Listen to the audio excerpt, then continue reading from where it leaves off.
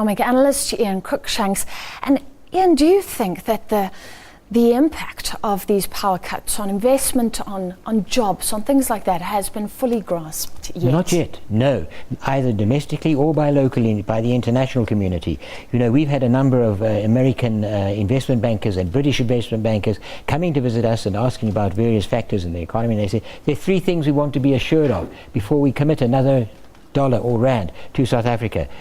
We want to have security of our assets, and they're not sure about that. They want a stable electricity supply and a stable labor force. He said, you don't have any of those, no more new investment, no more fixed investment for South Africa. What is that going to do to our ability to grow the economy? It's going to be even more challenging, and I think that's what we see ahead, a lower rate of growth for a longer period. And we're already there, 1.5% to 2%. Yes. So that's where we'll stay until this problem is fixed, and that's not enough to create jobs. That's quite likely. In fact, just one comment on that. What we're going to need is stamina, strength, and just to emphasize that, I thought today I would wear my tie that I got when I finished my 10th Comrades. That's what we're going to need.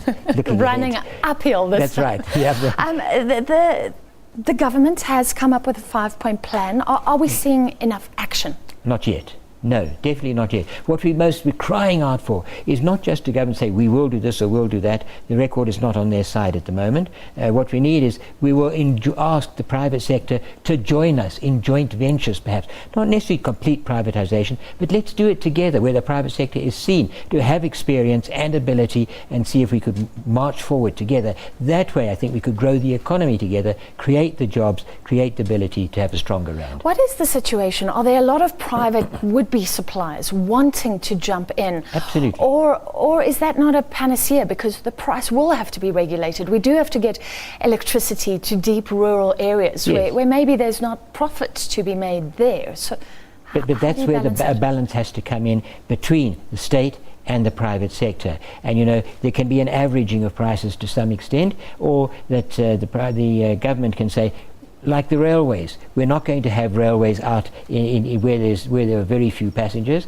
We just have to come to terms with making a plan in that respect. I'm sure that it could be done. Looking at 2014 as a whole, what is the state of our economy? How has it changed over the year, and how are you feeling heading into next year? Certainly let down. You know, at the beginning of the year, we thought just over a year ago we could be heading for a 3% growth rate. We'll be lucky to make half that. In fact, I don't believe we will make half that. I think we'll be in the 1.25% to 1.5% for the year. Gee, that's terrible. You know, that's less than the growth rate of the population. It means that there's no provision for new jobs. It means that people are getting poorer.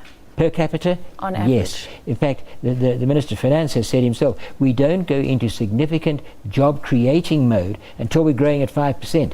Well, we haven't done that since before the financial crisis in 2008. Sure. Ian, that was depressing at times, but very enlightening. Yes. Thank you for being with us. That was Ian Cruickshanks, Chief Economist at the Institute of Race Relations.